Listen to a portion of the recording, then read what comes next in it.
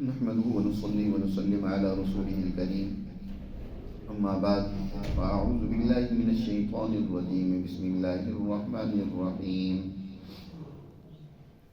فما أوتيتم من شيء فمتاع الحياة الدنيا وما عند الله خير وأبقى للذين آمنوا وعلى ربهم يتوكلون والذين يجتنبون كبائر الإثم والفواحش وإذا ما غضبوا هم يغفرون والذين استجابوا لربهم وأقاموا الصلاة وأمرهم شورى بينهم ومما رزقناهم ينفقون والذين إذا أصابهم البغي هم ينتصرون وجزاء سيئة سيئة مثلها ومن عفا وأصلح فأجره على الله إنه لا يحب الظالمين ولمن انتصر بعد ظلمه فأولئك ما عليهم من سبيل إنما السبيل على الذين يظلمون الناس ويبغون في الأرض بغير الحق أولئك لهم عذاب أليم ولمن صبر وغفر إن ذلك لمن عزم الأمور صدق اللہ العظیم. یہ سورۃ الشورى کی آیات ہیں. اللہ سبحانہ و تعالی نے پہلی آیت مبارکہ میں یہ بات واضح کی ہے کہ یہ دنیا سب کا سب ایک استعمال اور برتنے کی چیز ہے. فما اوتیتم من شیء، تمہیں جس قدر بھی نعمتیں ملی ہیں، ان نعمتوں کی حیثیت ایک بہت ہی پھٹے پرانے کپڑے کی سی ہے جس کو ضرورت کے لیے استعمال کیا جاتا ہے اور اسے پھینک دیا جاتا ہے. فمتاع الحیات الدنیا، متاع عربی میں کہتے ہیں ہر اس پھٹے پرانے کپڑے کو جس کو خواتین استعمال کرتی ہیں اور پھر اس کو ضائع کر دیتی ہیں. یعنی دنیا جس قدر بھی ہے تمہارے پاس یہ عام استعمال اور برتنے کی چیز سے زیادہ کچھ نہیں. متاع الحیات الدنیا، ہر دنیا کی نعمت، اس کی کوئی اہمیت اللہ کے ہاں نہیں ہے، تمہیں استعمال کے لیے اس نے دے رکھی ہے. اور کہیں تو اللہ نے اس دنیا ساری کی اہمیت و حقیقت کو مچھر کے پر کے برابر قرار دیا، اور کہیں اللہ نے اس کو ایک مکھی کی مانند قرار دیا. تو اس کی کوئی حیثیت نہیں. اصل چیز جو اس کے مقابلے میں اللہ کے پاس جو کچھ تیار کر رکھی ہے اللہ نے تمہارے لیے، ایمان والوں کے لیے، جن کی صفات آگے یہاں اللہ نے بیان فرمائی ہیں، وہی ہمیشہ رہنے والی اور ابد الآباد اور سب سے بہتر ہے. وما عند اللہ خیر، اور جو اللہ کے پاس ہے وہ بہت بہتر ہے. وابقا، اور باقی رہنے والی، نہ ختم ہونے والی. یعنی جو اللہ کی ہاں نعمتیں ہیں وہ اس دنیا کی نعمتیں اس کے مقابلے میں بالکل ہیج، ناقص اور بہت ہی تھوڑی اور معمولی ہیں. جو کچھ اللہ نے نعمتیں ایمان والوں کے لیے تیار کر رکھی ہیں آخرت میں، وہ اس قدر ہیں کہ ان کا تصور نہیں کیا جا سکتا. فرمایا وہ کن کے لیے ہیں؟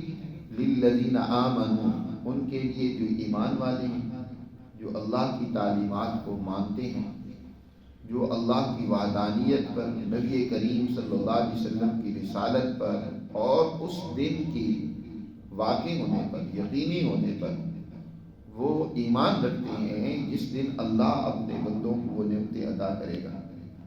یعنی قیامت کے دن پر انہیں یقین ہے کہ مرنا ہے، مرنے کے بعد پھر آگے انسان کی نئی زندگی کا ایک سلسلہ شروع ہوتا ہے جس میں یا تو کامیابی ہے یا ناکامی ہے. تو جو لوگ اس پر یقین رکھتے ہیں اور دنیا کی زندگی میں اپنے رب پر اعتماد کرتے ہیں، کسی اور پر نہیں، وعلی ربہم یتوکلون، اور اپنے رب پر ان کا توکل ہوتا ہے، تو ایسے لوگوں کو وہ نعمتیں ملیں گی. توکل، اس کی حقیقت کو بھی سمجھنا چاہیے. توکل کا مطلب قطعاً یہ نہیں ہوتا کہ انسان اپنے عمل کو ترک کر کے محض اللہ کی ذات پر آس اور بھروسہ لگا کر بیٹھ جائے. یہ توکل کا مطلب نہیں. توکل کا مطلب ہے کہ انسان اپنی ذمہ داری کو احسن طریقے سے ادا کرے، اس کے بعد نتیجہ کیا نکلے گا اس کو اللہ پر چھوڑ دے۔ نبی کریم صلی اللہ علیہ وسلم کے پاس ایک صاحب آئے ملنے کے لیے، تو آپ صلی اللہ علیہ وسلم کو مسجد میں بیٹھا ہوا اس نے دیکھا صحابہ میں، تو فرط محبت و جوش میں اس نے اپنی سواری ویسی ہی چھوڑی اور حضور صلی اللہ علیہ وسلم سے آ کر دستبوسی کی، حضور سے ملا۔ نبی کریم صلی اللہ علیہ وسلم بھی دیکھ رہے تھے۔ آپ نے فرمایا بھی تم نے اپنے اونٹ کو کیا کیا؟ وہ کہنے لگا توکل کے میدان میں چھوڑ دیا۔ آپ صلی اللہ علیہ وسلم نے فرمایا توکل یہ نہیں ہے، جاؤ پہلے اونٹ کو بٹھاؤ، اس کا گھٹنا باندھو، پھر اللہ پر توکل اور اعتماد کرو۔ یہ توکل یہ نہیں ہے کہ اللہ نے دنیا میں کامیابی کا جو ایک طریقہ کار مقرر کیا ہے، اسباب کا ایک جو سلسلہ اللہ نے قائم فرمایا ہے، اس کو انسان چھوڑ دے اور کہے کہ میں اللہ پر بھروسہ کیے ہوئے ہوں۔ آج کل یہ بھی بعض لوگوں کے ذہن میں بہت ہی اللہ پر اعتماد اور توکل کا مطلب بھی غلط بیٹھ گیا ہے، اور اس کا وہ منفی استعمال کرتے ہیں، اور جس کی وجہ سے غلط نتائج سامنے آتے ہیں تو پھر اللہ پر شکوہ و شکایت کرنے لگ پڑتے ہیں۔ یہ بھی گویا اللہ میاں نے زیادتی کی ہے۔ پیچھے اسی رکوع کے آغاز میں اللہ نے یہ بات بھی واضح کر دی ہے کہ وَمَا أَصَابَكُم مِّن مُّصِيبَةٍ فَبِمَا كَسَبَتْ أَيْدِيكُمْ، جو بھی مصیبت تمہیں پہنچتی ہے نا، یہ تمہارے اپنے ہاتھوں کا کھیل ہے، تمہارے اپنے ہاتھوں کے کرتوت ہے، تمہاری اپنی غلطیاں ہیں۔ اگر انسان کو کوئی نقصان پہنچتا ہے تو اس کا مطلب یہ ہے کہ اس نے کہیں غلطی کی ہے لازمی طور پر، وگرنہ اللہ کسی کو نقصان کیوں پہنچائے گا؟ اگر نتائج ٹھیک نہیں آئے تو اپنے عمل کو دیکھنا چاہیے، جو اس دن میں اس کے کام تھا اس کو دیکھنا چاہیے، اس کو اس نے صحیح کیا یا نہیں کیا، اس کو نہ دیکھے اور اللہ پر ذمہ داری ڈال دے، یہی تو سب سے بڑی خرابی والی بات ہے۔ تو اللہ سبحانہ و تعالیٰ نے فرمایا یہ نعمتیں ان کے لیے ہیں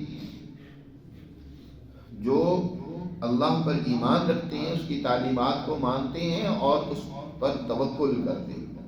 صحابہ کرام رضوان اللہ تعالی علیہم اجمعین وہ جب میدان کارزار میں اتر پڑتے ہیں، بدر کے میدان میں نبی کریم صلی اللہ علیہ وسلم کے پاس جو 15 سالہ محنت اور جدوجہد کا صبر اور نتیجہ تھا، اس سب کو لیا اور میدان بدر میں اتر پڑے دشمن کے مقابلے، اور پھر اللہ کے حضور سجدہ ریز ہو کر دست بستہ دعا ہے کہ مالک یہ میری محنت ہے، اگر آج یہ ضائع ہو گئی تو پھر کون تیرا نام لے گا، کیسے تیری دعوت دنیا میں پھیلے گی، کیسے دین غالب آئے گا؟ اے اللہ میں تیری حضور اب ملتجی ہوں، تو میری حال پر، میری اس جماعت پر رحم فرما جس کو میں نے بڑی محنت سے تیار کیا ہے۔ آپ صلی اللہ علیہ وسلم پھر اللہ سے رو کر گر گڑا کر دعا مانگتے ہیں۔ حضرت سیدنا صدیق اکبر رضی اللہ تعالی عنہ کو بھی اللہ نے اس دعا کی قبولیت ظاہر کر دی، فوراً حضور سے عرض کرتے ہیں کہ اللہ کے رسول جو آپ نے مانگا اللہ نے یقیناً قبول کر لیا، اب آپ بس کر دیں۔ تو آپ صلی اللہ علیہ وسلم نے پہلے محنت کی، جدوجہد کی، ایک ایک فرد کو تیار کیا، اور اس کو تیاری کرنے کے بعد پھر دشمن کے مقابلے میں لا کر کھڑا کیا، پھر اللہ سے مانگا۔ تو انسان اسباب کو نہ اپنائے اور ویسے ہی اللہ پر توکل اور اعتماد کر کے بیٹھ جائے، یہ توکل نہیں ہے۔ دوسری جگہ پر اللہ نے پہلے ایمان والوں کا وصف ذکر کرتے ہوئے فرمایا کہ جب وہ میدان میں اترے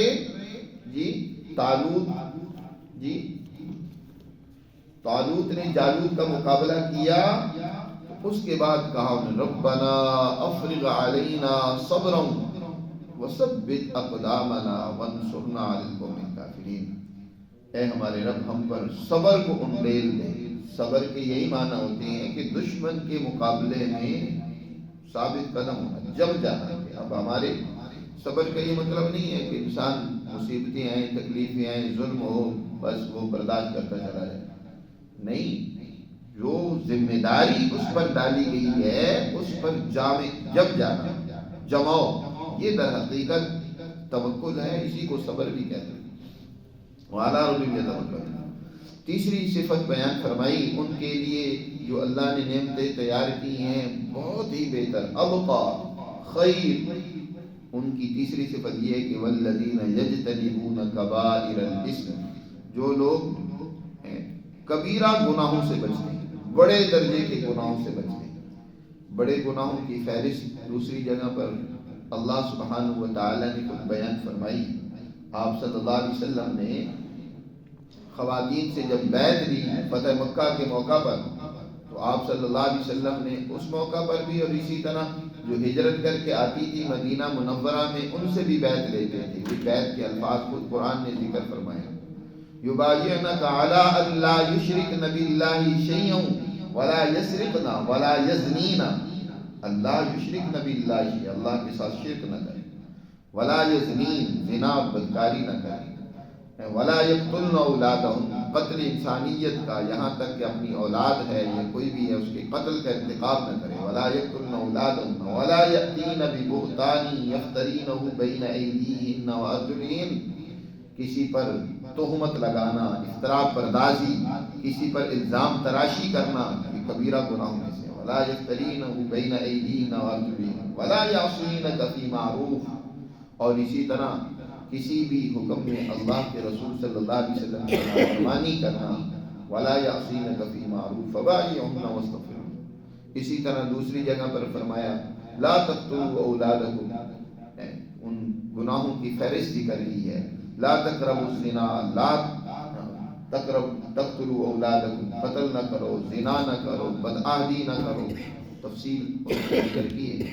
تو اللہ سبحانہ و تعالیٰ نے فرمایا کہ یہ وہ جن کے لیے اللہ کی یہ نعمتیں ہیں، یہ وہ لوگ ہیں جو اجتناب کبائر اسم، گناہ یعنی وہ برا عمل جو انسان کو اللہ سے دور کر دے، جس کا نتیجہ برا ہو، اس سے بچتے ہیں. اور والفواحش، اور بے حیائی کے کاموں سے بچتے ہیں. فواحش اگرچہ یہ کبائر الاسم میں داخل ہے، لیکن اس کو الگ سے ذکر کر کے اس کی اہمیت کو واضح کیا. فواحش، فوش کہتے ہیں اصل میں ایسا عمل جس سے سوسائٹی کے اندر تمام سوسائٹی کے معاہدات کی خلاف ورزی، جس سے فتنہ پیدا ہو جائے معاشرے کے اندر، سوسائٹی کے اندر. چاہے وہ معاہدہ عقد نکاح کی صورت میں، عقد نکاح کی صورت میں بھی ایک معاہدہ ہوتا ہے جس کو معاہدہ نکاح کہا جاتا ہے. اسی طرح دیگر بھی معاہدات، اگر کوئی انسان ان معاہدات کو توڑتا ہے اس کو فوش کہتے ہیں. مثلا معاہدہ نکاح کو کسی نے توڑا اور اس نے بے حیائی کا ارتکاب کیا، یہ گویا اس نے فوش کا ارتکاب کیا. اسی طرح پوری سوسائٹی ایک کانٹیکٹ کے اندر جکڑی ہوتی ہے. وہ معاہدہ چاہے حکمران اور اس کی رعایا کے درمیان ہو، حکمران کی ذمہ داری ہوتی ہے کہ وہ اپنی رعایا کی جان، مال، آبرو کی حفاظت کرے گا، انہیں ان کی ہر ممکنہ جو ضروریات ہیں وہ پوری کرنے کی کوشش کرے گا. اور اسی طرح رعایا نے معاہدہ کیا ہوتا ہے کہ وہ اپنے حکمران کی اطاعت کریں، ان کی فرمانبرداری کریں. تو اس معاہدے کو توڑتا ہے، حکمران توڑتا ہے کہ اسے پرواہ نہیں اپنی عوام اور رعایا کی، ظلم ہو رہا ہے، غربت ہے اور عزتیں لوٹی جا رہی ہیں، لیکن وہ اپنی مستیوں میں ڈوبے ہوئے ہیں، انہیں پرواہ نہیں ہے، کسی کی جان، مال، آبرو سے کھلواڑ ہو رہا ہے، یا اسی طرح ان کی ضروریات کے لیے کوئی انتظام اور بندوبست نہیں کیا جا رہا، ان کی مشکلات کو دور کرنے کے لیے فکر نہیں کی جا رہی. تو وہ اس معاہدے وہ فحش کا ارتکاب کریں، فواحش کا وہ ارتکاب کریں. یا عوام ہے کہ باوجود اس کے کہ حکمران عادل ہے لیکن پھر بھی عوام بغاوت کرتی ہے، نافرمانی کرتی ہے، ماحول خراب کرنے کی کوشش کرتی ہے، تو یہ فحش کا ارتکاب کرتے ہیں. آپس کے معاہدات کو توڑنا یہ فحش کہلاتا ہے. تو اللہ نے خاص طور پر اس کا یہاں ذکر کیا کہ یہ وہ جماعت جن کے لیے اللہ کی یہ نعمتیں ہیں، نہ تو کبائر الاسم کا ارتکاب کرتے ہیں نہ فواحش کا ارتکاب کرتے ہیں. یہ عطف البعض علی الکل، یعنی بعض کا کل پر عطف کے قبیل سے آیت ہے. فرمایا والفواحش وَإِذَا مَا غَضِبُوا هُمْ يَغْفِرُونَ، مزید ان کی صفت یہ بیان فرمائی کہ جب ان کو کسی بات پر غصہ آتا ہے، کوئی بات ان کو جذباتی بناتی ہے، تشدد پر ابھارتی ہے، وہ اپنے آپ کو کنٹرول کرتے ہیں۔ یہ نہیں ہے کہ غصہ آیا تو اس غصے کو نافذ کرنا ضروری ہے، بلکہ وہ درگزر سے کام لیتے ہیں، غصے کو کنٹرول، غصے کو پی جانے والے۔ دوسری جگہ پر فرمایا والکاظمین الغیظ والعافین عن الناس، غصے کو پی جانے والے اور لوگوں سے درگزر کر جانے والے، تو وہ اپنے غصے کو قابو میں رکھتے ہیں۔ آج ایک بہت بڑی اور خرابی ہے کہ ہم جذبات کو کنٹرول نہیں کرتے، ہر جگہ پر جذبات کے اظہار نہیں ہوتا، بلکہ دیکھ سوچ سمجھ کر مسلمان آدمی تو ہمیشہ اپنے جذبات کے استعمال وہ اپنے عقل کے تابع، اپنی شریعت اور دین کے تابع رہ کر کرتا ہے۔ جہاں وہ ضرورت محسوس کرتا ہے تو وہاں وہ جذبات کے اظہار کرتا ہے، وگرنہ وہ اپنے تشدد اور جذبات کو قابو میں رکھتا ہے۔ تو وَإِذَا مَا غَضِبُوا هُمْ يَغْفِرُونَ، جب انہیں غصہ آتا ہے تو وہ اس کو کنٹرول کرتے ہیں اور درگزر کرتے ہیں۔ مزید ایک صفت بیان کی، چھٹی صفت وَالَّذِينَ اسْتَجَابُوا لِرَبِّهِمْ، وہ انہوں نے یہ جن کے لیے اللہ نے یہ نعمتیں تیار کر رکھی ہیں وہ ہیں جنہوں نے اپنے رب کے حکم کو قبول کیا۔ نبی کریم صلی اللہ علیہ وسلم نے دعوت دی اور انہوں نے اس دعوت پر لبیک کہا، اللہ کے احکامات کو قبول کیا، اس پر ایمان لے آئے اور اس پر عمل کر رہے ہیں۔ اللہ کے احکامات پر عمل کرنا، انہیں قبول کرنا، یہ در حقیقت انسان کے لیے اللہ کی نعمتوں کا اسے مستحق بناتا ہے۔ اور اللہ کے احکامات میں سے سب سے بڑا حکم نماز کا ہے، تو وَأَقَامُوا الصَّلَاةَ، اس کا بھی ذکر کیا کہ جو نماز کو قائم کرنا ہے، وَأَقَامُوا الصَّلَاةَ، نماز کو قائم کرنا، یہ اللہ کی اس دعوت کو قبول کرنے کی سب سے بڑی علامت ہے۔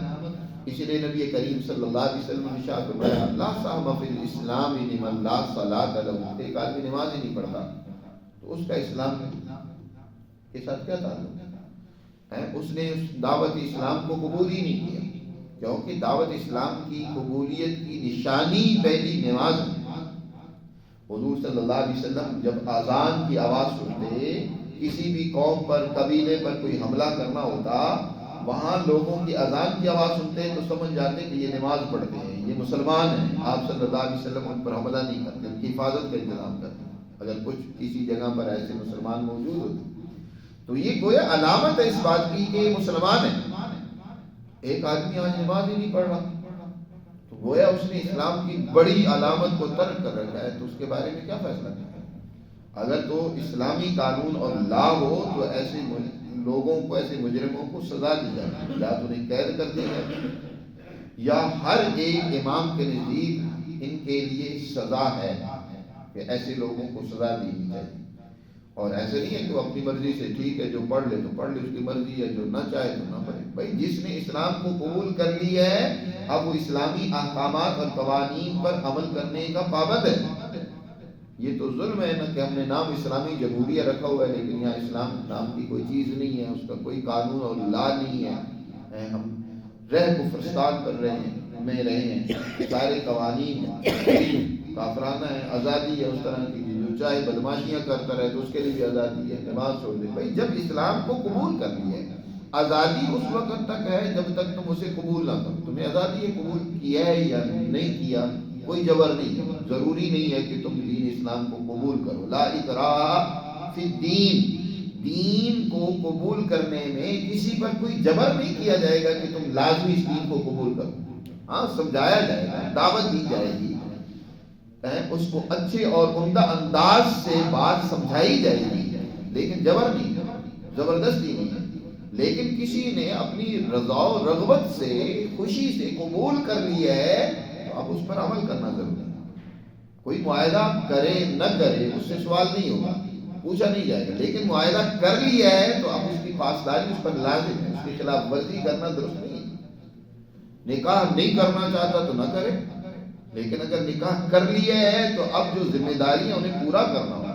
اب یہ نہیں ہے کہ اپنی مرضی سے وہ اس کی ذمہ داری کو قبول کرے یا نہیں، کر لیا اس نے اس معاہدے میں جب ایجاب و قبول ہوا تو اس نے اس بات کا کہا کہ میں قبول کرتا ہوں ان تمام ذمہ داریوں کو جو اس کے نتیجے میں مجھ پر عائد ہوگی، میں ان ذمہ داریوں کو قبول کرتا ہوں اور میں ان کو ادا کرتا ہوں۔ قبول کیا ہے تو اب ادا کرنی پڑے گی، یہ نہیں ہے کہ اب اپنی مرضی کرتا رہے۔ تو اسی طرح دین اسلام کو قبول کرنے کا مطلب یہ ہے کہ دین اسلام کی تعلیمات پر عمل کرنا ہے۔ اگر نہیں کرے گا تو اسے سزا بھی دے گا، اسے آزاد نہیں چھوڑا جائے گا۔ تو اقاموا الصلاۃ وامرهم شورى بینہم، اور ایک اور اہم وصف ان کی حکمرانی کا بھی بیان کیا کہ ان کے باہمی جو امور ہیں وہ باہمی مشورے سے طے پاتے ہیں۔ قرآن مقدس کی آیت مبارکہ اس وقت نازل ہوئی ہے جب دنیا میں ڈکٹیٹرشپ تھی، دنیا میں بادشاہتیں تھی، دنیا میں فرد واحد اپنی مرضی سے کیا کرتا تھا، فیصلے کرتا تھا، قوانین بناتا تھا، عوام کی بھلائی یا ان کی مخالفت میں جو بھی قانون سازی ہوتی تھی ایک فرد واحد اس کا ذمہ دار ہوتا تھا۔ عوام سے کوئی پوچھا نہیں جاتا تھا، لوگوں سے کوئی رائے نہیں دی جاتی تھی، وہ ایک ڈکٹیٹرشپ کا دنیا میں نظام قائم تھا۔ دین اسلام نے اس وقت جو ایک ریاست اسلامیہ کی بنیاد رکھی وہ شرعیت پر رکھی کہ نہیں، تم نے جس قدر بھی عام امور سر انجام دینے ہیں تو باہمی مشاورت سے ان کو سر انجام دینا ہے۔ اس میں تم نے جہاں ضرورت ہو عوام کی مشاورت کی، ان کے لیے کوئی تم نے قانون سازی کرنی ہے، ان کی ضرورت ہے کہ ان کو بھی اعتماد میں لو تو ان کو بھی اعتماد میں لیا جائے گا، یا کسی مخصوص شعبے سے متعلق کسی معاملے کو طے کرنا ہے تو اس شعبے کے ماہرین سے کیا لیا جائے گا، مشورہ لیا جائے گا جو اس کو جانتے ہیں۔ اب یہ نہیں ہے کہ ایک شعبے کو کسی قسم کے کام کی یا اس کے بارے میں فیصلہ کرنے کی ضرورت ہے تو اس سے متعلقہ لوگوں کو چھوڑ کر عام لوگوں سے مشورہ آپ لیتے رہیں، نہیں، وہ ہر ایک کا درجہ بدرجہ مشورے کا مقام ہوتا ہے۔ جہاں عوام کے مشورے کی ضرورت ہے، مثلا آپ نے حکمران مقرر کرنا ہے، اب ظاہر ہے اس حکمران کا براہ راست تعلق کس کے ساتھ ہے، عوام کے ساتھ، تو آپ ان سے مشورہ لیں، ان سے رائے لیں۔ اس رائے لینے کا طریقہ چاہے کوئی بھی آپ مقرر کر سکتے ہیں۔ آج کے دور میں اگر ووٹنگ کر لیا ہے تو ووٹنگ وہ بھی ایک رائے کا اظہار ہے، مشورہ دے رہی ہے عوام، لیکن اس میں ضروری یہ ہے کہ اس کو مشورہ دینے میں آزاد چھوڑا جائے اور اس کی مشورے کی اور رائے کی قدر بھی ہو۔ یہ نہیں ہے اولاً تو آزادی نہیں ہے مشورہ دینے میں، مشورہ دینے کے لیے ان کی جو استعداد صلاحیت اس درجے کی ہونی چاہیے، اس کے حوالے سے ان کی کوئی رہنمائی نہیں ہے، ذمہ داری ان پر ان کو سمجھائی ہی نہیں جاتی کہ تمہاری کیا ذمہ داری ہے۔ اور پھر جو وہ رائے دیتے ہیں تو اس رائے کی کوئی اہمیت نہیں ہے، فیصلہ اوپر سے ہونا ہوتا ہے، چاہے وہ آپ رائے کچھ سے کچھ دیتے رہیں، یہ نہیں، بلکہ اس رائے کی پھر قدر اس کے بھی اصول طے کیے جاتے ہیں نا کہ فیصلہ جو کرنا ہے تو آپ نے کثرت رائے کی بنیاد پر کرنا ہے، کثرت رائے کیا ہے تو اس کو سامنے رکھا جائے۔ پھر یہ نہیں ہے کہ ہر معاملے میں عوام کی مشاورت ضروری ہوتی ہے، آپ نے کسی شعبے میں کسی ماہر کو مقرر کرنا ہے تو اس شعبے کے ماہرین سے پھر مشورہ لیا جائے گا، ان سے پوچھا جائے گا، یا اس کے اندر کوئی قانون سازی کرنی ہے تو قانون سازی کے لیے آپ کو اس شعبے سے متعلق جو ماہرین ہیں ان کے مشورے سے قانون سازی کرنی ہوگی۔ آج آپ کے ملک میں تو عجیب حال ہے کہ ایک شعبے کا وزیر اعظم اس کو بنا دیا جاتا ہے جس کا اس کو پتہ ہی نہیں ہوتا۔ پچھلے دنوں میں پارلیمنٹ میں ایک صاحب کو ایک ذمہ داری سونپی گئی اور وزیر اس کو بنایا گیا، اس نے کہا مجھے تو اس کا پتہ نہیں ہے جس کا تم نے مجھے وزیر بنایا۔ تو اس کے جناب اسپیکر صاحب بھی اس کو بتا رہے تھے کہ یہ فلاں کام اس کو ایسے کرنا ہوتا ہے، یہ ذمہ داری یوں سر انجام دینی ہوتی ہے۔ اس وقت اس کو لوگ سمجھائیں گے پتہ ہی نہیں ہوتا اس شعبے کا اور اس کو ایک ذمہ داری دے دی جاتی ہے۔ یہ نہیں ہے، جس کو جمہوریت نہیں کہتے یا اس کو مشاورت نہیں کہتے۔ وَأَمْرُهُمْ شُورَىٰ، ان کے آپس کے تمام اہم امور باہمی مشاورت سے ہوتے ہیں۔ یہاں بھی بہت بڑی دو قسم کی خرابیاں اور انتہائیں موجود ہیں۔ ایک انتہا تو یہ ہے کہ کہا جاتا ہے کہ مشاورت یا جمہور، اس کا دوسرا نام آج کل لوگوں نے جمہوریت بھی رکھ لی ہے، اس کا اسلام سے کوئی تعلق ہی نہیں ہے۔ یہ بھی بہت بڑا ظلم ہے۔ کہا جاتا ہے کہ خلیفہ کا مطلب تو گویا کیا ہے کہ ایک فرد واحد فیصلے کرے گا، ایسا نہیں ہے۔ خلیفہ کا مطلب در حقیقت ایک بڑا سربراہ ہے جو تمام کی مشاورت سے فیصلہ کرنے کی آخری اتھارٹی ہوتا ہے. یہ نہیں ہے کہ خلیفہ آزاد ہے، وہ جو چاہے ڈکٹیٹرشپ جیسے دنیا میں اس وقت بادشاہ تھے وہ آزاد ہے جو چاہے فیصلہ کریں. نبی کریم صلی اللہ علیہ وسلم جو اللہ کے براہ راست خلیفہ تھے اور اللہ کے نبی بھی تھے جی، جن کی رہنمائی اللہ سبحانہ و تعالی کی طرف سے ہوتی تھی، آپ صلی اللہ علیہ وسلم بھی اہم امور میں صحابہ کرام سے مشورہ کرتے. آپ صلی اللہ علیہ وسلم نے بدر کے میدان میں دشمن کا مقابلہ کرنا ہے تو پہلے مشورہ کیا، پوچھا بھائی تمہاری کیا رائے. ہم تو نکلے مدینہ سے تھے اس قافلے کو روکنے کے لیے، نوبت آ گئی ہے دشمن سے لڑنے کی، بتاؤ کیا کریں. صحابہ سے مشورہ کیا، ہر ایک سے جو بھی اہم فرد اس معاملے کو سمجھنے والا تھا اس کا نام لے کر پوچھا، ان سے رائے ان کی لینی چاہیے کہ تمہاری کیا رائے ہے، کیا کیا جائے. اسی طرح احد میں آپ نے فیصلہ کرنا تھا لڑائی کا تو آپ صلی اللہ علیہ وسلم نے مشورہ کیا، بلکہ اس موقع پر تو آپ کی رائے اور بڑے صحابہ جو کبار صحابہ ہیں ان کی رائے اس کے خلاف بھی تھی. مدینہ میں ہی رہ کر دشمن کے مقابلہ کرنے کی رائے تھی، لیکن اکثریت کی رائے دوسری کیوں کی تھی، نوجوانوں کی خاص طور پر. تو آپ صلی اللہ علیہ وسلم نے اسی اصول کے تحت اکثریت کی رائے کو ترجیح دیتے ہوئے فیصلہ میدان میں نکل کر دشمن کے مقابلے میں لڑنے کا کیا، جس کا نقصان بھی کچھ ہوا. منافقوں نے اس کو اسی وجہ سے کہ دیکھو ہماری بات نہیں مانی گئی تھی تو اس لیے نقصان ہوا، انہوں نے الزام کرا. کہ قرآن نے بڑی تفصیل کے ساتھ وہاں یہ بات بیان کی ہے کہ جب ایک اجتماعی فیصلہ ہو گیا تو وہ پوری جماعت کی ذمہ داری ہے، کسی ایک فرد کی نہیں، وہ ساری جماعت اس کی ذمہ دار ہے. اگر نقصان ہوا، فیصلہ درست نہیں ہوا مثلا یا کوئی بھی، وہ پھر پوری جماعت ذمہ دار ہے، ایک فرد اس کا ذمہ دار نہیں ہوگا کہ کوئی انہوں نے یہ کیا. مشورے کا مطلب یہ ہوتا ہے کہ پوری جماعت کو. پھر بعض لوگوں نے یہاں کہا کہ آپ صلی اللہ علیہ وسلم جو ہے وہ محض صحابہ کی دلجوئی کے لیے مشورہ لیتے تھے. یہ بھی عجیب بات کی ہے. یہ دین اسلام محض ایک دلجوئی کے لیے اور کھیل کی بات تھوڑی ہے.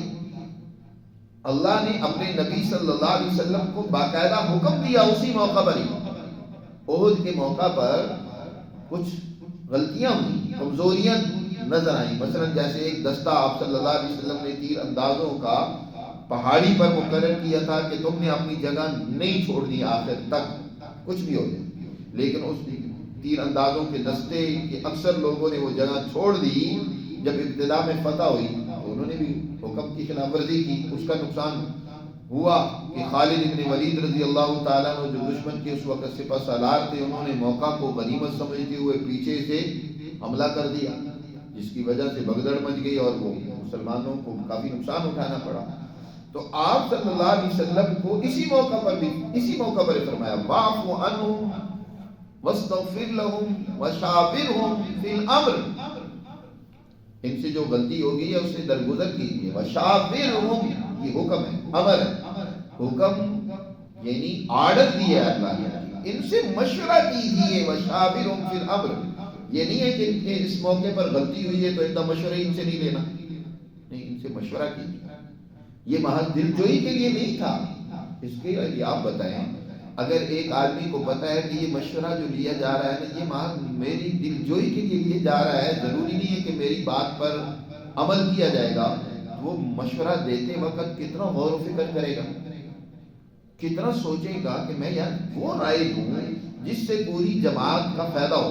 جب اس کو پتا ہو پہلے ہی کہ محض یہ کاروائی کرنی ہے، عمل تو انہوں نے اپنی مرضی سے کرنا ہے، تو پھر وہ اتنا سوچ سمجھ کر اس معاملے کے ہر پہلو کو دیکھ کر کیسے رائے دے گا. وہ تو ایک سرسری سے پھر ایک رائے دے دے گا کہ ٹھیک ہے کاروائی کرنی ہے تو ٹھیک ہے. جس کو پتا ہوگا کہ میری رائے پر فیصلہ ہو سکتا ہے تو وہ سوچ سمجھ کر اس کے ہر ایک پہلو سکم کمزوری کو دیکھ کر رائے دے گا کہ کہیں ایسی غلط بات میں نہ کہہ دوں، غلط مشورہ نہ دے دوں کہ اس پر عمل ہو اور نتیجہ میں پوری جماعت کو بھگتنا پڑے یا مجھے بھی اس کا خمیازہ بھگتنا پڑے. وہ سوچ سمجھ کر فیصلہ کرتا ہے. اس لیے آپ صلی اللہ علیہ وسلم آج دلجوئی کے لیے نہیں، حقیقت کی بنیاد پر صحابہ کرام سے تمام اہم امور میں مشورہ کیا کرتے تھے. اور پھر یہاں ایک اور بات بھی سمجھنے کی ہے، مشورہ بھی ان امور میں ہوتا ہے جن میں اللہ کا براہ راست کوئی حکم نہ ہو. یہ نہیں ہے کہ اللہ کا کوئی حکم اور فیصلہ آ چکا ہے تو اس کے بارے میں بھی تم مشورہ کرنے لگ پڑو کہ ہم اس حکم پر عمل کریں یا نہ کریں. نہیں، وہ تو حکم اللہ کا قطعی ہے، اس پر تو عمل کرنا ہی کرنا ہے. اس کے بارے میں مشورہ نہیں. اب نماز پڑھنی ہے یا نہیں پڑھنی مشورہ کرنے لگ پڑیں گے، نماز پڑھیں یا ہم نہ پڑھیں. نماز تو پڑھنی ہے. ہاں، اس بارے میں مشورہ ہو سکتا ہے کہ یہاں مسجد بنائیں یا نہ بنائیں، نماز کا وقت یہ مقرر کر لیں یا ہم 10 منٹ بعد میں رکھیں. اس میں اللہ نے جو گنجائش دی ہے، وسعت دی ہے، تو اس میں تم اپنی باہمی مشاورت سے وقت طے کر سکتے ہو. مثلا جمعہ کی نماز آپ نے 1:30 بجے پڑھانی ہے یا 2 بجے پڑھانی ہے، مشورہ ہو سکتا ہے، بات چیت ہو سکتی ہے آپس میں. اللہ نے ٹائم میں وسعت رکھی. یا اسی طرح یا مسجد بنائی جائے یا نہ بنائی جائے، اس طرح کے اور بہت سارے امور جس کے بارے میں کوئی اللہ کا قطعی حکم نہیں ہے اس بارے میں. اور یہ وجہ نا استخارہ جس کو، وہ بھی ایک مشورہ ہوتا ہے. استخارہ جو ہے وہ بھی ان معاملے میں نہیں استخارہ ہوتا جن کے بارے میں اللہ کا کوئی حکم پہلے سے موجود ہو. جی، استخارہ بھی ان امور میں ہوتا ہے جن کے بارے میں اللہ کا کوئی حکم نہیں ہے اور آپ جو ہے تذبذب میں ہیں کہ میں یہاں کیسے کام کروں، کیا فیصلہ کروں، کیسے ڈیسیژن لوں. تو پھر آپ اللہ سے مشورہ کرتے ہیں. وہ استخارہ بھی در حقیقت اللہ سے خیر طلب کرنا ہے، مشورہ مانگنا ہے کہ یا اللہ تو میرے دل میں ڈال دے کہ میں یہاں کس طرح کام کروں، کیسے فیصلہ کروں، ڈیسیژن کیسے لوں. وہ اللہ سے مشورہ کر رہا ہوتا ہے. جی، تو اللہ سے خیر طلب کر رہا ہوتا ہے. تو مشورہ دینے والا در حقیقت جب اس پر ذمہ داری ہوگی تو وہ اللہ سے خیر طلب بھی کرے گا، پوری ذمہ داری کے ساتھ وہ رائے دے گا کہ یہ اس طرح معاملہ کیا جائے، پھر اس کا نتیجہ نکلتا ہے. تو اللہ سبحانہ و تعالیٰ نے فرمایا وَأَمْرُهُمْ شُورَىٰ بَيْنَهُمْ، ان کے آپس کے معاملات باہمی مشاورت سے سر انجام پاتے ہیں. دیکھیں حضرت ابوبکر رضی اللہ تعالیٰ عنہ کی خلافت ہے، وہ صحابہ کرام کی مشاورت سے منعقد ہوئی. حضور صلی اللہ علیہ وسلم نے قطعی طور پر واضح الفاظ میں کسی کو اپنا خلیفہ نامزد نہیں کیا، اگرچہ اشارے کنائے ایسے موجود تھے جو ابوبکر رضی اللہ تعالیٰ عنہ کی طرف اشارہ کر رہے ہیں کہ حضور صلی اللہ علیہ وسلم کی بھی ترجیح نہیں کی ہے، لیکن آپ نے واضح الفاظ میں حضرت ابوبکر کو اپنا خلیفہ نامزد نہیں کیا، بلکہ آپ نے ایک موقع پر فرمایا کہ مجھے یقین ہے کہ یہ جماعت ابوبکر کے علاوہ کسی اور کا انتخاب نہیں کرے گی، اس لیے آپ صلی اللہ علیہ وسلم نے مقرر نہیں کیا. ہاں، اشارے ایسے ملتے ہیں، مثلا نماز میں اپنی جگہ پر حضرت ابوبکر کو کھڑا کرنا، اور مسجد کے اردا گرد جو مکانات تھے ان کے دروازے مسجد کی طرف جو کھلتے تھے بند کروا دیے سوائے حضرت ابوبکر کے. اس طرح کی کئی ایک اشارے اس بات کی طرف ملتے تھے، لیکن آپ نے واضح طور پر نامزد نہیں. صحابہ نے باہمی مشاورت سے حضرت ابوبکر کو خلیفہ مقرر کیا. ساعدہ بنی ثقیفہ میں انصار کا اجتماع تھا، مہاجرین ابھی دفن کفن کا معاملہ چل رہا تھا، مہاجرین دوسرے کاموں میں مصروف تھے. جب انہیں پتہ چلا کہ یہ اہم کام کا فیصلہ کیا جا رہا ہے، اور وہ بھی سمجھتے تھے کہ اس کام کا فیصلہ پہلے ہونا ضروری ہے کیونکہ تمام امور جو ہے وہ خلیفہ اور امیر کی حکم کے مطابق ہی طے پائیں گے نا. اب یہ بھی بڑے اہم امور ہیں، حضور صلی اللہ علیہ وسلم کی تجہیز و تدفین کا معاملہ ہے، اور پھر دوسری بڑی ذمہ داری ہیں. تو صحابہ مہاجرین بھی وہاں پہنچے تو مختلف مشاورت میں باتیں. یہ بھی آیا کہ ایک خلیفہ ایک امیر مہاجرین میں سے ہو جائے، ایک انصار میں سے ہو جائے. تو یہ رائے پسند نہیں کی گئی کہ اس سے تو اور جماعت تقسیم ہو جائے گی. آخر کار باہمی مشاورت کے بعد حضرت ابوبکر رضی اللہ تعالیٰ عنہ پر اتفاق ہوا، باتفاق صحابہ سب کی رائے کے مطابق ان کو خلیفہ مقرر کر دیا.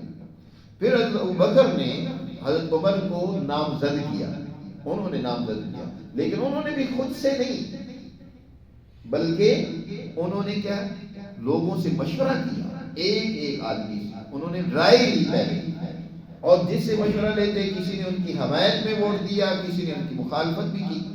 جنہوں نے مخالفت کی مثلا عباس رضی اللہ تعالیٰ عنہ نے تو، اور ان وجہ صرف یہ بیان فرمائی کہ وہ بڑے سخت گیر ہیں، سخت مزاج ہیں، تو وہ سختی کریں گے آپ کے بعد اگر آپ ان کو خلیفہ مقرر کرتے ہیں؟ فرمایا ان کی سختی میری وجہ سے تھی، میں نرم تھا، لیکن جب ان پر ذمہ داری آئے گی تو وہ نرم ہو جائیں گے خود ہی۔ تو حضرت ابوبکر نے گویا رائے لی، پوچھا، لوگوں سے پوچھا، مشورہ لے کے پھر ان کو نامزد کیا۔ اور حضرت عمر فاروق رضی اللہ تعالیٰ عنہ نے بھی کسی کو متعین نہیں کیا، بلکہ 6 افراد کی کمیٹی بنا دی کہ 6 افراد آپس میں مشورہ کر کے لوگوں سے رائے لے کر حالات کے مطابق اپنے میں سے ایک کو خلیفہ مقرر کرتا۔ کوئی 6 افراد کی کابینہ تھی، حضرت عمر نے تو باقاعدہ ایک شورا، مجلس شورا مقرر کر رکھی تھی جو فیصلے کرتی تھی، باہمی مشاورت سے امور طے کرتی تھی۔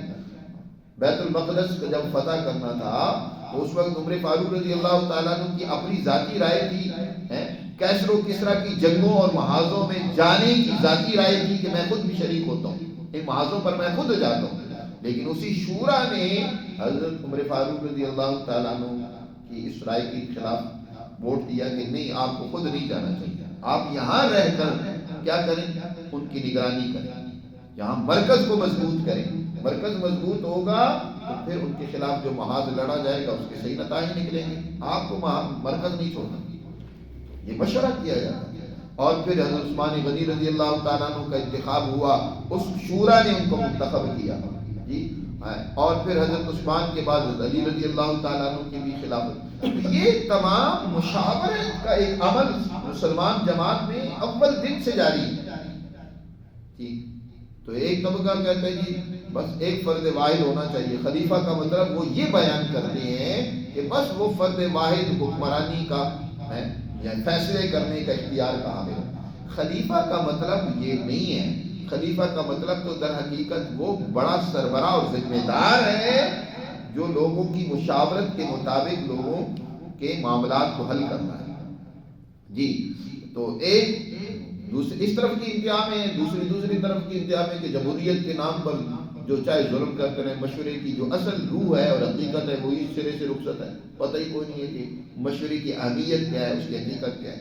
تو اللہ سبحانہ و تعالیٰ نے فرمایا وَأَمْرُهُمْ شُورَىٰ بَيْنَهُمْ وَمِمَّا رَزَقْنَاهُمْ يُنْفِقُونَ، اور ایک ان کا اور وصف بیان فرمایا کہ جو ان کے پاس مال ہوتے ہیں نا وہ جمع کر کے نہیں رکھتے، بلکہ وہ انسانیت پر خرچ کرتے ہیں، وہ انسانیت کے مسائل کو حل کرتے ہیں۔